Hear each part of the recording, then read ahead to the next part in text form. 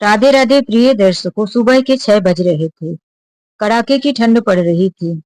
70 वर्षीय माधव जी किचन में चाय बना रहे थे। हाथ उनका इतनी तरह से ठिठुर गया था कि उनके हाथ से शक्कर चाय में डालते वक्त एक चम्मच नीचे गिर गया। फर्श में चम्मच छन छन की आवाज किया। अंदर उनकी बहू निधि सो रही थी। उसकी नींद खुली। बाहर निकलकर देखा कि ससुर चाय बना रहे। जोर से चिल्लाने लगी, क्या बाबूजी, आपसे कोई काम ठीक तरीके से नहीं होता? मेरी नींद खराब कर दी ना। कितनी बार कहा है कि सुबह आराम से काम किया करो। बहू बेटा, हाथ कांप रहा था जिसकी वजह से चम्मच में लग गया। चम्मच नीचे गिर गया। बाबूजी, हाथ नहीं, आपका पूरा पूरा दिमाग कांप रहा है। कुछ काम नहीं कर रहा। जब आपसे काम नहीं होता तो आप एक नौकर रख क्यों नहीं देते? बेटा, नौकर रखेंगे, उसे भी पैसा ही देना पड़ेगा। थोड़ा तुम ही मेरी मदद कर दिया करो घर के कामों में। मैं जल्दी उठ जाता हूँ ताकि काम जल्दी निपट जाए। अभी तुम्हारे बच्चे को स्कूल जाने का समय हो जाएगा और राजीव भी उठकर चाय मांगने लगेगा। बहू, सुबह सुबह ठंड में अकेले काम नहीं हो पाता। तुम थोड़ी सी मेरी मदद। इतना ही मदद के नाम पर मुंह से शब्द निकला था कि निधि चिल्लाकर अपने ससुर पर पढ़ दी। बुढ़े, मैं इस घर की नौकरानी हूँ जो मदद करने आऊं। मेरे हाथ खराब हो जाते हैं। मैंने अपने मायके में कभी काम नहीं किया था और यहाँ यहाँ मैं आकर नौकरानी बनकर काम करूं? मैं कितनी बार बोली हूँ कि सीधे तरीके से काम करो वरना नौकर रख दो। हाथ झटकती पैर पटकती हुई निधि अपने कमरे में चली गई। अभी उसका बेटा सो रहा था। माधव जी को चाय बनाकर राजीव को देना था। राजीव जल्दी उठ जाता था और घर पर ही ऑफिस बनाकर रखा था। वहां वह 10 बजे तक काम करता। उसके बाद वह अपने बेटे को स्कूल छोड़ता और ऑफिस चला जाता। 9 बजे तक घर का सारा काम, पोते के लिए टिफिन, चाय नाश्ता माधव जी को बनाना पड़ता था। राजीव माधव जी का बेटा था और निधि बहू। माधव जी घर के सारा काम खुद ही किया करते थे। दोपहर में कभी कभी बहू खाने पर आकर यह बता दिया करती थी कि आज यह बनेगा। बाकी वह किचन में कभी नहीं आती थी। माधव जी ही पूरा दिन घर का काम किया करते थे। माधव जी का पहले एक होटल हुआ करता था जिसमें वह खुद ही मिस्त्री का काम या और भी किया करते थे। माधव जी के यहाँ नौकर भी थे, लेकिन शुरू शुरू में तो माधव जी मिस्त्रियाना का काम करते थे, यानी कि होटल में खाना बनाने का। फिर उन्होंने अपनी कड़ी मेहनत के साथ अपना खुद का होटल तैयार किया और उसमें कई नौकर चाकर भी रखे थे। अपनी खुद की होटल की दुकान थी। समय के साथ साथ जब वह कमजोर होने लगे, 60-65 वर्ष हो गया, तो उन्होंने सोचा अब मुझसे यह काम नहीं होगा। उनका बेटा राजीव भी अच्छी पढ़ाई लिखाई करके अच्छी कंपनी में नौकरी करने लगा था। आज उसकी 70,000 रुपए तनख्वाह थी। माधव जी को लगा बेटा पैरों पर खड़ा है, इकलौता बेटा है। अब यह होटल का काम मुझसे नहीं होता। नौकर चाकर के भरोसे कितने दिन काम चलता है। वह अब होटल बंद कर दिए थे। उस होटल का उन्हें महीने में 25,000 रुपए किराया आता था। उन्होंने उसे किराए पर दे रखा था और वह किराए का पैसा माधव जी के हाथ में ही आता था। पत्नी को गए हुए 8 वर्ष बीत चुके थे। राजीव की शादी को भी 8 साल ही हो गए थे। इतने दिनों में कभी भी निधि घर का काम नहीं करती। निधि को पता था कि उसके ससुर कभी होटल में मिस्त्री का काम करते थे। इन्हें किचन का खाना बनाना, साफ सफाई करना सब आता है। निधि हमेशा ताने दिया करती थी कि मैं बड़े घर की बेटी हूँ, मेरे पिता का खुद का बिजनेस है, मेरे घर पे नौकर चाकर काम किया करते हैं और तुम एक जमाने में किसी और के होटल में नौकरी करते थे, अपना होटल जमा लिए तो क्या बड़े बिजनेसमैन बन गए? वहां भी तो खाना पकाने का ही काम करते थे। इसीलिए शांति से घर का काम कर दिया करो। निधि की बातें सुनकर माधव जी यही सोचते, चलो अपना घर है, आखिर पूरी उम्र यही तो मैंने किया है। जितने दिन इस शरीर में से थोड़े बहुत काम हो जाते हैं कर देता हूँ। वह नहीं चाहते थे कि घर पे झगड़ा बढ़े। बात बात पर उन्हें निधि कहती, अगर मेरे साथ ज्यादा बातचीत किया या मुझे घर के कामों के लिए परेशान किया तो मैं आपको इसी घर में अकेला छोड़ दूंगी और अपने पति राजीव और अपने बच्चे के साथ यह घर छोड़कर कहीं और चली जाऊंगी और फिर आराम से रहूंगी। मेरे पति की 70,000 रुपए तनख्वाह तो आती ही है, उसी से मैं नौकर चाकर लगा लूंगी। माधव जी अपने पोते से बहुत प्यार करते थे। इस उम्र में जहाँ पत्नी का साथ छूट गया था, वह बेटे बहू और पोते को नहीं खोना चाहते थे। पोते के साथ बातें करके, उसके साथ थोड़े समय बिताकर उन्हें उनके जिंदगी के सारी खुशियां मिल जाया करती थी और निधि इसी बात का फायदा उठा रही थी। यह सब कुछ सहन करते हुए भी माधव जी उस घर में सारे काम किया करते थे। आज जब माधव जी सुबह सुबह किचन में चाय बनाने के लिए उठे तो उनके पैरों में ठंडी लग रही थी। उन्होंने पैर उठाकर देखा, तलवे से उनका मोजा फटा हुआ था, जगह जगह मोजे में छेद थे। उन्होंने सोचा आज बहू जब उठेगी तो कह दूंगा कि मेरे लिए मोजा मंगा दे या फिर राजीव से ही कहता हूँ। यही सोच करके किचन में वह पोते के लिए नाश्ता, राजीव के लिए चाय और बहू के लिए भी डाइट फ्रूट तैयार कर रहे थे कि तभी निधि 9 बजे सोकर उठी। वह नाश्ता देते हुए कहते हैं, बहू सुबह 6 बजे फर्श बहुत ठंडा रहता है, पैर रखो तो ऐसा लगता है कि बिच्छू ने डंक मार दिया हो, पूरा पैर शून्य हो जाता है। मुझे एक मोजा मंगवा दे, मेरा मोजा नीचे से पूरा फट गया है, पूरा तलवा फर्श पर पड़ता है। चम्मच रख। निधि ससुर की तरफ देख सिर में हाथ रखकर कहने लगी, सुबह हुई नहीं कि इनकी मांग शुरू हो गई। ऐसा कोई दिन ना हो जब यह मुझे अपनी मांग ना सुनाए। कभी राजीव ये ला दे, कभी निधि ये कर दे। अरे ऐसा कोई भी दिन तो जानो दो जिस दिन अपनी बीमारी, अपने फटे कपड़े, यह सब मत सुनाया करो। आज जरा जल्दी जल्दी काम में हाथ बढ़ाओ। आज मेरी सहेली आने वाली है। आज किटी पार्टी मैंने अपने घर पर ही रखा है। घर की साफ सफाई कर दो, बाहर साफ सुथरा कर दो, सबके लिए नाश्ता तैयार कर दो। इसके बाद घर में हमारी किटी पार्टी 4 घंटे चलेगी। राजीव और बेटे के जाने के बाद मैं किटी पार्टी करूंगी। सारे काम निपटाकर तुम भी घर से बाहर चले जाना। 4 घंटे तक घर पर मत आना। मेरी सहेलियां देखेंगी तो पूछ देंगी यह कौन है। तुमको पता है ना कि मैं बड़े घर की बेटी हूँ, एक बिजनेसमैन की। मेरे घर में तुम्हारे जैसे फटे हाल बुढ़े नहीं रहते। वहां सब अच्छे अच्छे ऑफिसर लोग रहते हैं। तुम्हें देखकर मेरी बेइज्जती हो जाएगी। माधव जी मुंह बंद किए घर के काम निपटाते रहे। अब राजीव भी आ गया तो कहने लगे, बेटा तू ही मेरे लिए आज मोजा लेकर आना, कल सुबह फिर से मुझसे नहीं उठा जाएगा। बेटे को देखकर माधव जी कहते हैं, बहू ठंडी में 4 घंटे में कहाँ बैठूंगा। माना थोड़ी थोड़ी धूप है, लेकिन वह भी अब जाने वाली है। तुम्हारी पार्टी अगर रात को देर तक चली तो मुझे बाहर ठंडी हवा लग जाएगी और फिर मुझे सुबह से उठकर घर के काम भी तो करने पड़ते हैं। मुझे अपने ही कमरे में आराम करने दे। मैं बाहर 4 घंटे कहाँ गुजारूंगा। उनमें आशा थी कि उनका बेटा राजीव उनकी साइड लेकर कहेगा, हाँ निधि क्यों बाबूजी को बाहर भेजने में लगी है। लेकिन राजीव ने ऐसा कुछ नहीं कहा। ऊपर से निधि सुनाने लगी, देखते हो तुम्हारे पिता को बाहर बैठने के लिए बोला तो ऐसा लग रहा है कि कितना बड़ा कष्ट दे दिया। राजीव ने कहा, बाबूजी जब निधि कह रही है तो सुन क्यों नहीं लेते। आखिर 4 घंटे अपने दोस्तों के साथ ऐसे ही तो गुजार देते हो और जब आज उसकी घर में पार्टी है, उसकी सहेलियां आने वाली है तो नाक कटाने में क्यों लगे हो। यह उम्मीद नहीं थी माधव जी को अपने बेटे से, लेकिन क्या करते। वह घर के काम निपटाकर बाहर चले जाते हैं। शाम को 4 बजे से निधि घर में पार्टी शुरू कर देती है। अब तक उसकी सहेलियां घर के अंदर ही थी। शाम को 7 बज चुके थे और माधव जी बार बार अपने घर की तरफ देखते कि कब पार्टी खत्म हो। 2-3 घंटे तो वह बाहर ही बैठे थे। हल्की धूप थी। धूप जाते ही ठंडी ठंडी हवा बहने लगी थी। उनका बदन ठंड से ठिठुर रहा था, कपकपी सी छूट रही थी।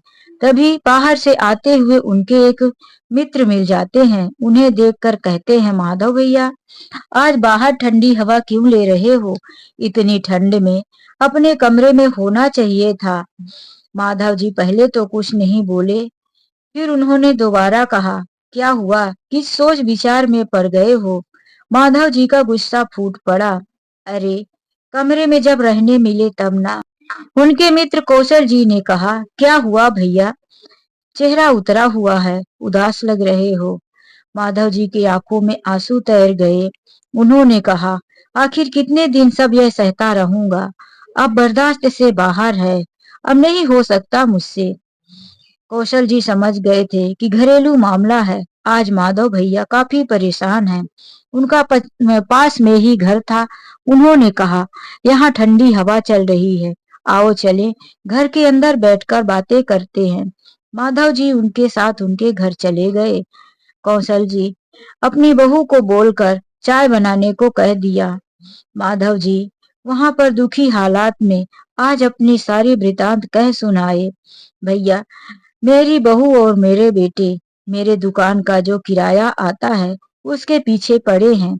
उनका रोज का यही कहना है कि मुझे दुकान का किराया मेरे हाथ में लाकर दिया करो, तभी इस घर में हम तुम्हें रहने देंगे, बनाकर खाना देंगे।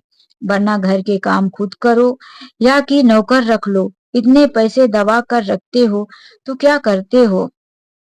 माधव जी सब बताने लगे कि 25,000 रुपए में मैं अपनी पत्नी के नाम का दान दक्षिणा करता हूँ। महीने के तो 10-12 हजार रुपए मेरी दवाइयों में ही खर्च हो जाते हैं और मेरे भी बहुत काम होते हैं। कौशल भाई, आपने सुना था ना और आंखों से देखा था कि अपने ही पड़ोस वाले जगन्नाथ भैया किस तरह से रिटायर होने पर अपनी पेंशन के सारे पैसे बहू के हाथ में दे दिया करते थे। उनकी पत्नी उन्हें छोड़कर चली गई थी। पत्नी का स्वर्गवास हो गया था। कुछ दिनों तक तो उनके पेंशन पाने के बाद उन्हें रोटी दाना उनकी बहू और उनके बेटे देते रहे। फिर किस तरह से एक एक रोटी के लिए उन्हें भूखे तरसाया। उनकी दवाइयों के भी लाले पड़ गए और बेचारे फिर दवाई के बिना किस तरह से बिस्तर पर पड़े पड़े तरसते हुए एक गिलास पानी मांगते मांगते मर गए। ऐसी दर्दनाक मौत भगवान किसी दुश्मन को भी ना दे। पूरा गांव पूरा मोहल्ला देखता रहा, बहू बेटे पर थूकता रहा, लेकिन कभी बहू बेटे को शर्म ना आई। उसी दिन से मैंने सोच लिया था कि अपने हाथ इस तरह से खाली नहीं करूंगा। बेटे बहू चाहे जितना भी कोशिश कर लें, मैं अपने हाथ में ही अपनी दुकान का किराया रखूंगा। वैसे भी महीने के खर्च होने के बाद मेरे पास बचता ही क्या है, पर मेरी जरूरतें पूरी करने के लिए मुझे भी तो दो पैसे चाहिए। उनके मित्र कौशल जी ने कहा, बिल्कुल सही बात है माधव जी, आप अपना पैसा अपने हाथ में रखो। आपका बेटा भी तो 70,000 रुपए महीने का कमाता है। उससे आपके बेटे और बहू, इन दो लोगों का ही खर्च नहीं हो पाता। पोते के लिए भी तो आप खर्च करते रहते हो। माधव जी ने कहा, हाँ बिल्कुल, पोते के लिए भी मैं खर्च करता हूँ। जो कभी पोता कुछ मांगता है मैं उसे बराबर लाकर देता हूँ, लेकिन मेरी बहू की नजर वही मेरे 25,000 रुपए पर पड़ी हुई है। माधव जी बड़ी हिम्मत करके आंसू पोंछकर फिर से दृढ़ निश्चय किए कि बहू बेटा चाहे जितना कोशिश कर लें, मैं अपना किराए का पैसा उन्हें नहीं दूंगा।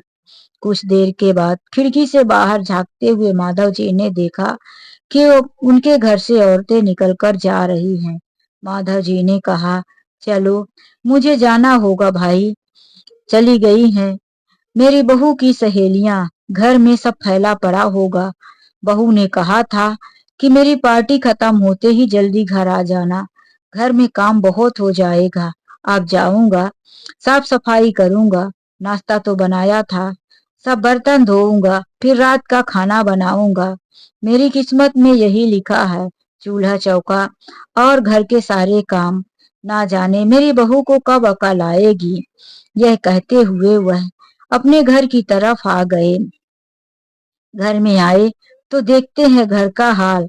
जगह जगह नाश्ते की प्लेट पड़ी थी, चाय कॉफी गिरी हुई थी। पूरा घर इधर का उधर फैला था। होता ही है जब घर में कोई कार्यक्रम या पार्टी होने के बाद उसकी घर की हालात तो देखते ही बनती है। बहू ससुर को देखते ही कहती है, बाबूजी मैं तो बहुत थक गई हूँ, जा रही हूँ अपने कमरे में आराम करने। यह आप जल्दी से सब साफ सफाई कर देना और कुछ हल्का सा खाना बना देना। आज मैंने भी सहेलियों के साथ ऑयली और हैवी नाश्ता कर लिया है। अब मुझे रात को हल्का खाना ही चाहिए।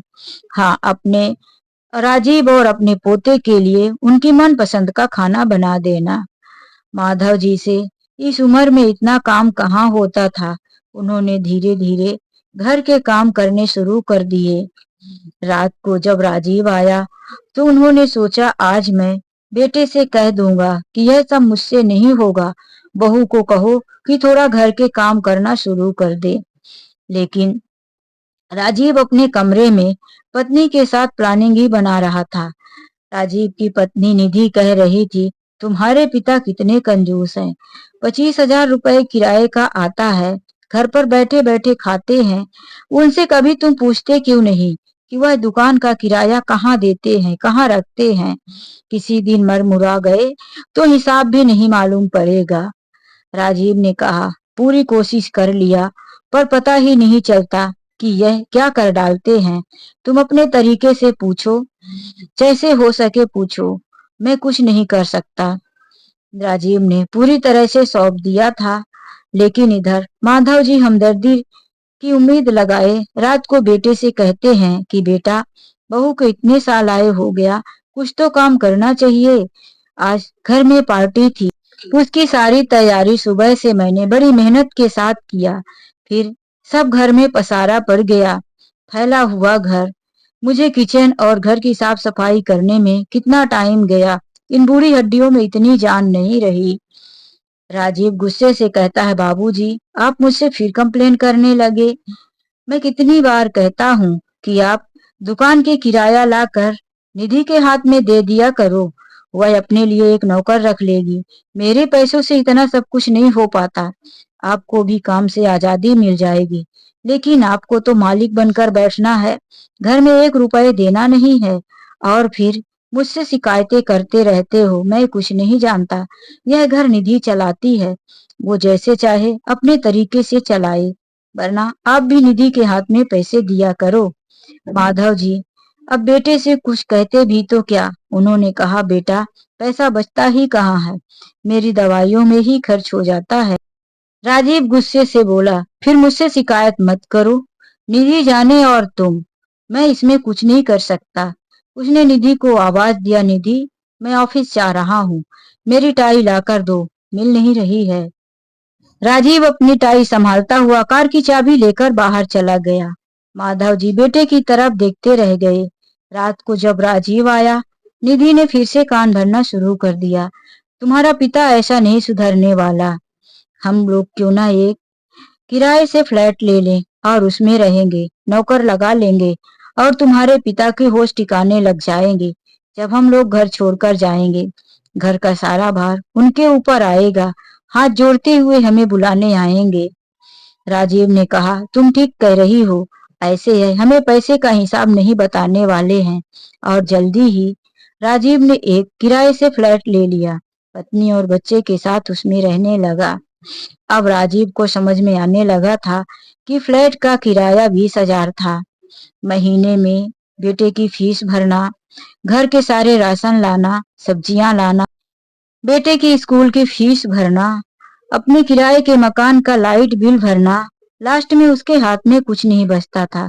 जबकि माधव जी घर का किराया भर दिया करते थे और पोते के लिए कभी कभी नोट्स या कि कुछ जरूरत चीजों के लिए पैसे दिया करते थे।